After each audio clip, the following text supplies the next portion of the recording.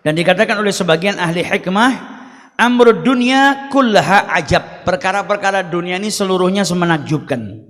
Akan tetapi, kata beliau, saya itu lebih takjub dari anak cucu Adam yang tertipu atau maghrur dengan 5 perkara.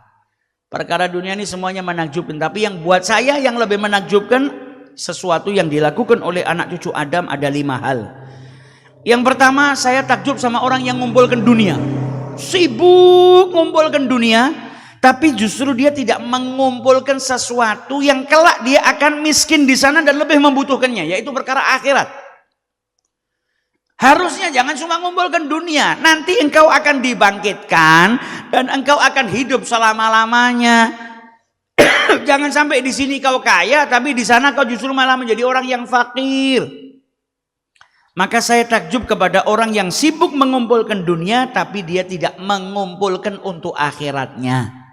Padahal dia lebih membutuhkan itu kelak di hari akhir. Yang kedua, saya itu takjub dengan orang yang bisa berbicara. Habis umurnya, waktunya digunakan untuk ngobrol yang tidak ada manfaatnya, tapi dia tidak berzikir kepada Allah, nggak ngaji Quran, nggak menggunakan lisannya untuk sesuatu yang mendatangkan keridhoannya Allah Subhanahu wa taala. Padahal dikasih lisan sama Allah bisa ngomong.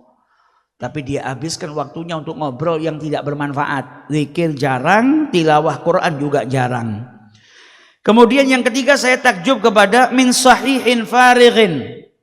Orang yang sehat tapi dia nggak pernah melewatkan 1 bulan dengan berpuasa walaupun hanya 3 hari. Padahal sehat tubuhnya. Tubuhnya sehat, nggak sibuk, kosong, waktunya luang. Tapi melewatkan bulan-bulannya tanpa berpuasa 3 hari untuk bertagarub kepada Allah Subhanahu wa ta'ala. Dan dia tidak berpikir bahwasanya puasa itu akan mendatangkan banyak manfaat. Dan bagaimana kelak ketika dia dibangkitkan oleh Allah Subhanahu wa ta'ala. Dan semasa hidupnya dia menghabiskan waktu-waktunya untuk berpuasa. Kemudian yang keempat, kata beliau, saya takjub dengan orang itu yang nata tempat tidurnya, kemudian dia tidur sampai subuh. Kok ndak mikir untuk bangun di tengah malam, sholat 2 rakaat, fayaqumu sa'atun minal lail, bangun sesaat di waktu malam untuk Allah Subhanahu wa ta'ala. Dan itu nanti akan membuatnya bahagia ketika kelak dia dibangkitkan oleh Allah Subhanahu wa ta'ala. Dan yang kelima, kata beliau, saya takjub dengan orang-orang yang melakukan perbuatan yang diharamkan oleh Allah Subhanahu wa ta'ala, dilarang sama Allah Subhanahu wa ta'ala. Dan dia sadar perbuatan haram ini kalau dia lakukan, nanti dia akan mendapatkan hukuman dari Allah Subhanahu wa ta'ala. Kok ia nggak takut? Kok ia nggak mikirkan bagaimana nanti konsekuensi yang harus dia hadapi ketika dia dihadapkan di hadapan Allah Subhanahu wa ta'ala. Tahu ini haram, tahu ini bakal menjadikan dirinya dihukum oleh Allah Ta'ala, tapi tetap diterjal dan tidak bertaubat. Kemudian setelah melakukan perbuatan maksiat tadi, dia tidak bertaubat kepada Allah Subhanahu wa ta'ala. Ini butuh wara.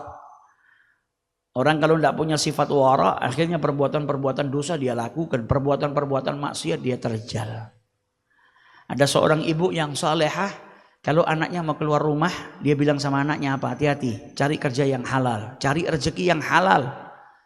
Ibumu ini sabar untuk tidak makan, nanggung rasa lapar di dunia, sabar, kuat.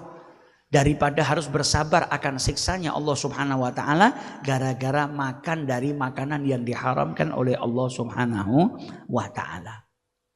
Karena punya apa? Sifat wara.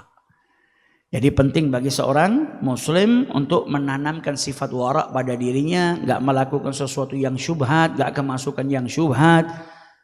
Apalagi urusan makanan, jaga dirinya dari perkara-perkara yang diharamkan oleh Allah Subhanahu wa ta'ala agar amal ibadah kita diterima oleh Allah Subhanahu wa ta'ala.